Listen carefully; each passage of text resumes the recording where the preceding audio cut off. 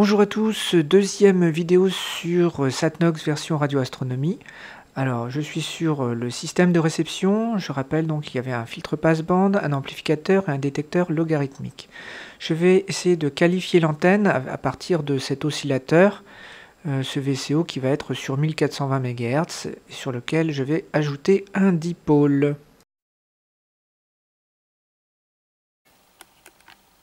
Voici donc l'ensemble du système émetteur avec mon oscillateur qui sera réglé sur différentes fréquences dont 1420 MHz et ce dipôle qui a été retaillé pour fonctionner sur cette fréquence. Je vous laisse donc pendant environ 5-6 minutes avec les tests de qualification de l'antenne.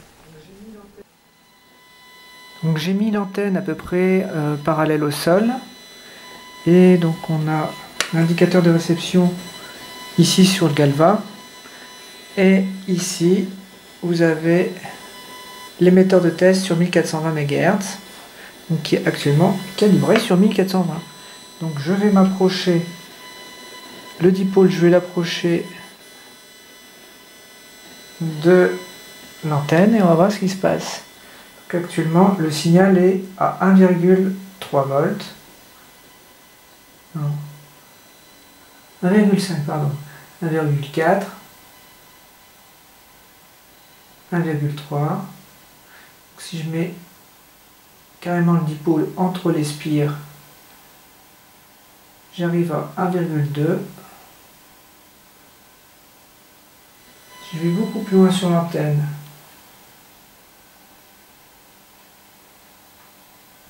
bon, c'est équivalent. Donc le bruit reçu disparaît, on n'a plus qu'à priori la porteuse sur 1420 MHz. Donc j'ai essayé de changer la fréquence sur le générateur et donc quelle que soit la fréquence, par exemple là je vais passer sur 900 MHz. Allez, 900 MHz, ok, on aura la même chose. Donc là on est à 1,2 volts. 1,4, 1,25, ça repart à 1,6, ok. Et si cette fois-ci je vais mettre une autre fréquence, je vais mettre, je sais pas moi, beaucoup plus bas, on va mettre 300 MHz, ok, donc là 300 mégas. Parti. Donc l'antenne n'est pas taillée pour 300 mégas, mais bon. Donc là on est à 1,3.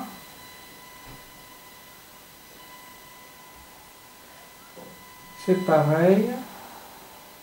1,4. 1,25. 1,25 à peu près. Donc je vais faire un dernier essai beaucoup plus haut. On va mettre 1800 MHz. 1800 MHz. Ok. Voilà. Ok. Qu'est-ce qui se passe? Donc mon dipôle, je le rapproche de la spire la plus extérieure. Donc là on est à 1,4. Ici, on est à 1,35. 1,4. 1,25. 1,25. Ok. Donc je reviens une dernière fois pour voir à 1420 mégas. Ok. Il a rebooté. Ok, 1420. Avec mon dipôle là. C'est parti. Donc lecture.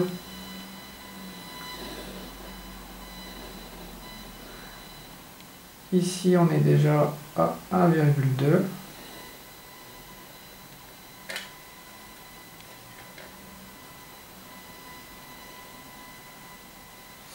1,35.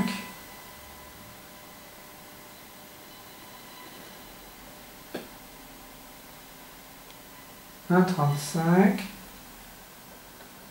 1,25.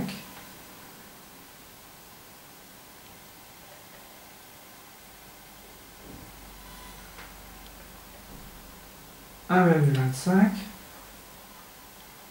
1,3. Ok, c'est pas super probant, hein. Enfin, ce qui est probant, c'est que le signal est bien détecté, quelle que soit la fréquence. Donc l'antenne est-elle bien taillée? C'est pas une évidence, quoi. Parce que c'était le but de l'expérience.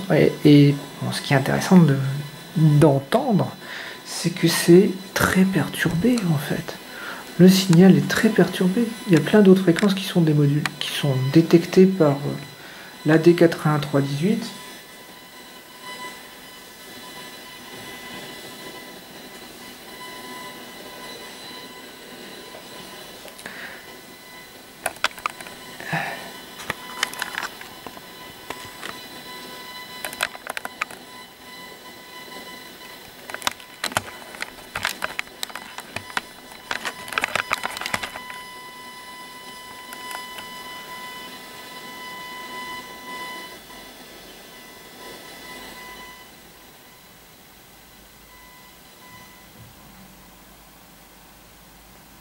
Avec les 25. J'intercale mon dipôle à différents endroits entre les spires et je regarde le signal reçu. Enfin reçu. Ouais. Et là il n'y a plus de bruit en fait, il n'y a plus que la porteuse qui est détectée. Donc la sortie du RF Power, c'est un signal analogique qui est compris entre 5 volts et 0, et il part à l'envers, c'est-à-dire plus le signal est faible, plus il est proche de 5 volts, plus le signal est fort et plus on se rapproche du 0 volt. Bon, bah c'est à suivre, hein. Suite à cette première expérience, j'ai donc décidé de modifier complètement le système de réception. Donc voici à l'écran ce qui pourrait être le futur système de réception. Et quand on voit en haut à gauche, c'est l'entrée. Donc le petit carré, le circuit imprimé vert avec une étiquette blanche, c'est un amplificateur large bande, suivi d'un filtre passe-bande. Donc c'est le petit circuit imprimé qu'on voit entre deux connecteurs SMA. Il y a un petit coaxial, puis ensuite il y a un deuxième amplificateur large bande, un deuxième filtre passe-bande sur 1420 MHz. Ensuite on atterrit sur un mélangeur. Ce mélangeur reçoit un signal d'un VCO dont je vais vous montrer la réalisation aujourd'hui dans cette vidéo.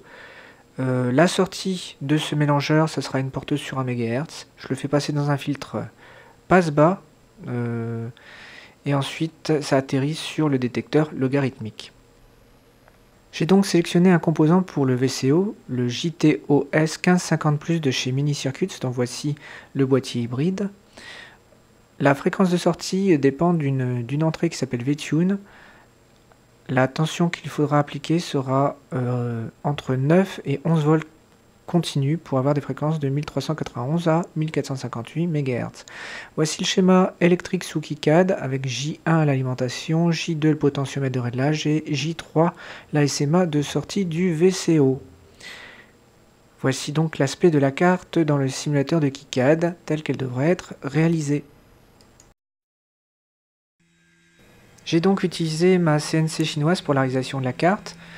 Mais avant ça, donc, j'ai généré des fichiers Gerber avec KiCad et ensuite converti avec FlatCam pour avoir quelque chose de compatible avec la CNC.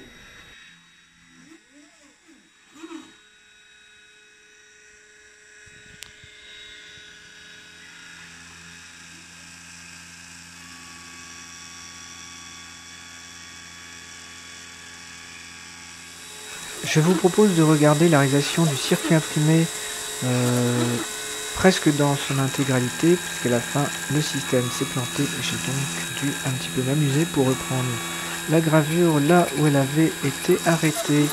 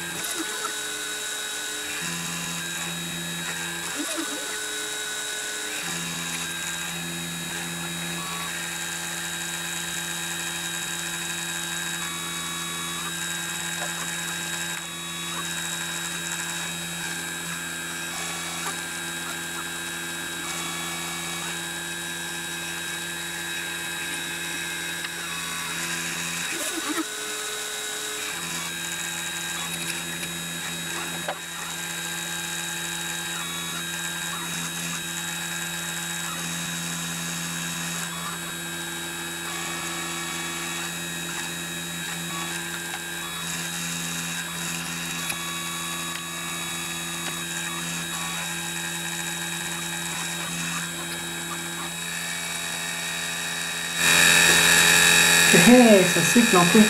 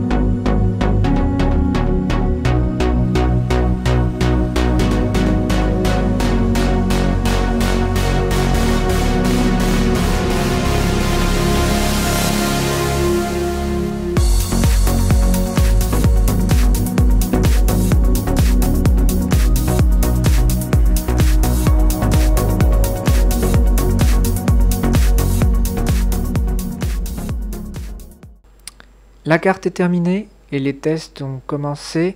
L'oscillateur fonctionne correctement. Là, on voit afficher 1419 MHz,7. Et donc, la suite au prochain épisode. Je vous remercie de me suivre et de mettre un petit pouce vers le haut.